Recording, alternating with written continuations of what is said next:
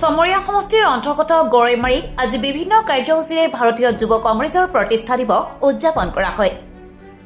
চমৰীয়া সমষ্টি যুৱ কংগ্ৰেছৰ উদ্যোগত গৰৈমাৰী ৰাজীৱ ভৱন প্ৰাংগণত দলীয় পতাকা উত্তোলনেৰে প্ৰতিষ্ঠা দিৱসৰ কাৰ্যসূচীৰ শুভাৰম্ভণি কৰা হয়। ইয়াৰ পিছতে পৰিৱেশ সুৰক্ষাৰ বাবে বৃক্ষৰোপণ আৰু দেশৰ স্বাধীনতা সংগ্ৰামী আৰু কংগ্ৰেছ দলৰ ত্যাগী নেতাসকলক শ্ৰদ্ধাৰে স্মৰণ কৰা হয়। দুপৰীয়া গৰৈমাৰী ৰাজীৱ ভৱন প্ৰেক্ষাগৃহত চমৰীয়া সমষ্টি যুৱ কংগ্ৰেছৰ সভাপতি আব্দুল মাতিন খানৰ সঞ্চালনাত মুকলি সভা অনুষ্ঠিত হয়। সভাত গৰৈমাৰী ব্লক কংগ্ৰেছ কমিটিৰ সভাপতি নুৰুল ইছলাম, ৰাজ্যিক যুৱ কংগ্ৰেছৰ সম্পাদক সাইফুল্লাহ মানছুৰ, পূব চমৰীয়া জিলা পৰিষদৰ সদস্য হজৰত আলী আৰু ব্লক কংগ্ৰেছৰ মুখপাত্ৰ জয়নাল আবদিন অতিথি হিচাপে উপস্থিত থাকি তেওঁলোকৰ ভাষণত ভাৰতীয় যুৱ কংগ্ৰেছৰ ইতিহাস, দেশৰ গণতন্ত্ৰ ৰক্ষাত যুৱ প্ৰজন্মৰ গুৰুত্বপূৰ্ণ ভূমিকা আৰু দলীয় আদৰ্শৰ ওপৰত আলোকপাত কৰে। প্ৰতিষ্ঠা দিৱসৰ এই অনুষ্ঠানত চমৰীয়া সমষ্টি যুৱ কংগ্ৰেছৰ উপসভাপতি বাহাৰুল ইছলাম, সাংগঠনিক সাধাৰণ সম্পাদক জহিৰুল ইছলাম, সাধাৰণ সম্পাদক নুৰ আলম, চমৰীয়া ব্লক যুৱ কংগ্ৰেছৰ সভাপতি ছফিকুল ইছলাম, কাৰ্যকৰী সভাপতি মইদুল ইছলামকে ধৰি ভালেসংখ্যক দলীয় নেতাকৰ্মী উপস্থিত থাকে। প্ৰতিষ্ঠা দিৱসত অনাগত দিনত অঞ্চলটোৰ দলীয় সংগঠনটোক অধিক শক্তিশালী কৰি তোলাৰ দৃঢ় সংকল্প লোৱা হয়।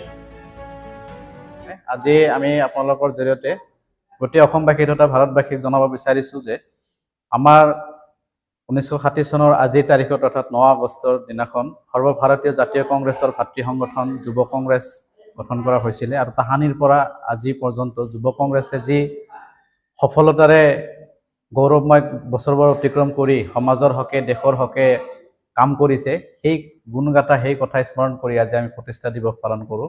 আমাৰ চমৰীয়া সমষ্টিৰ যুৱ কংগ্ৰেছৰ উদ্যোগত আজি গৰৈমাৰী ৰাজীৱ ভৱনত আমি উলহ মালহেৰে যুৱ কংগ্ৰেছৰ প্ৰতিষ্ঠা দিৱস পালন কৰোঁ। আমি আজিৰ কাৰ্যসূচীৰ আৰম্ভণিতে চাফাই কাম কৰোঁ, বৃক্ষৰোপণ কৰোঁ, আমাৰ পতাকা উত্তোলন কৰোঁ, আমি শপত বাক্য পাঠ কৰোঁ যে অনাগত সময়ত আমাৰ কাৰ্যপন্থা সম্পৰ্কে তথা বিভিন্ন আৰু কিছু প্ৰগ্ৰাম, মিঠাই বিতৰণ, ৰাজহুৱা কিছু আলোচনা ইত্যাদি লৈ সাংগঠনিক আলোচনা আদিকে কৰি বিভিন্ন অনুষ্ঠান সামৰি আমি আজিৰ এই দিৱস উদযাপন কৰোঁ। আৰু আজিৰ এই অনুষ্ঠানৰ জৰিয়তে আমি সংকল্পবদ্ধ হৈছোঁ যে বৰ্তমান ভাৰতবৰ্ষৰ যিটো পৰিৱেশ, বিজেপিৰ যি আগ্ৰাসন, বিজেপিৰ যি অসাংবিধানিক ৰাজনৈতিক বাতাবৰণ ভাৰতবৰ্ষত অসমত বিয়পি আছে, ইয়াৰ বিৰুদ্ধে জনসাধাৰণ, ছাত্ৰ ছাত্ৰী, যুৱ প্ৰজন্ম আগুৱাই আহিছে আৰু সেই যুৱ প্ৰজন্মৰ সৈতে আমাৰ যুৱ কংগ্ৰেছেও সমানে খোজ লৈ ভাৰতবৰ্ষত আকৌ শান্তিময় কংগ্ৰেছ দলৰ চৰকাৰ প্ৰতিষ্ঠা কৰাৰ কাৰণে অগ্ৰসৰ আৰু প্ৰতিজ্ঞাবদ্ধ।